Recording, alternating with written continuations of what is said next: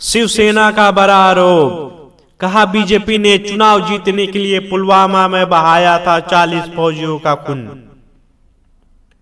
Web series तांडव को लेकर बीजेपी द्वारा उठाए गए सवालों को शिवसेना ने अपने मुखपत्र सामना के जरिए मोदी सरकार पर बड़ा हमला किया है।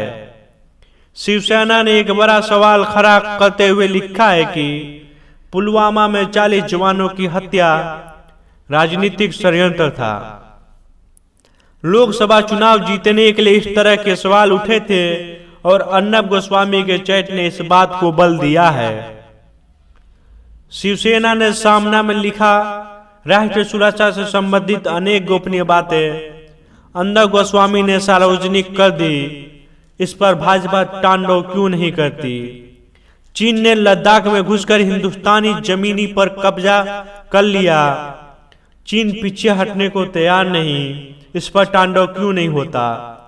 गोस्वामी को गोपनीय जानकारी देकर राष्ट्रीय सुरक्षा की धज्जियां उड़ाने वाले असल में कौन थे, जरा पता चलने दो। गोस्वामी द्वारा 40 जवानों की हत्या पर आनंद व्यक्त करना यह देश, देव और धर्म का ही अपमान है। इससे पहले चीन द्वारा अरुणाचल प्रदेश में एक गांव बसाए जाने की खबरों के बीच शिवसेना ने केंद्र सरकार से पूर्वोत्तर राज्य में वास्तविक जमीनी हकीकत स्पष्ट करने की मांग की। शिवसेना की प्रवक्ता और राज्यसभा सदस्य प्रियंका चतुर्वेदी ने कहा था कि उन्होंने रक्षा मंत्री और विदेश मंत्री को पत्र लिखकर सार्वजनिक रूप से उपलब्ध उपग्रह से प्राप्त तस्वीरों के आधार पर पिछले 1 साल के भीतर चीन द्वारा अरुणाचल प्रदेश में गांव बसाए जाने के मामले पर उनका ध्यान आकर्षित किया।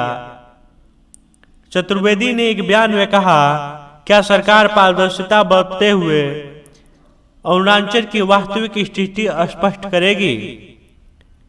ऐसे में जबकि हमारे सैनिक बहादुरी से इन घुसपैठ का सामना कर रहे हैं, यह देखकर दुख होता है कि केंद्र सरकार आरोप प्रत्यारोप की खेल में उलझी हुई है।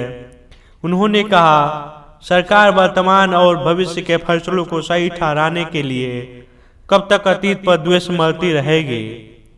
खबरों का हवाला देते हुए चतुर्वेदी ने कहा कि चीन द्वारा बसाया गया नया गांव भारतीय सीमा के अंदर करीब 4.5 किलोमीटर पर स्थित है।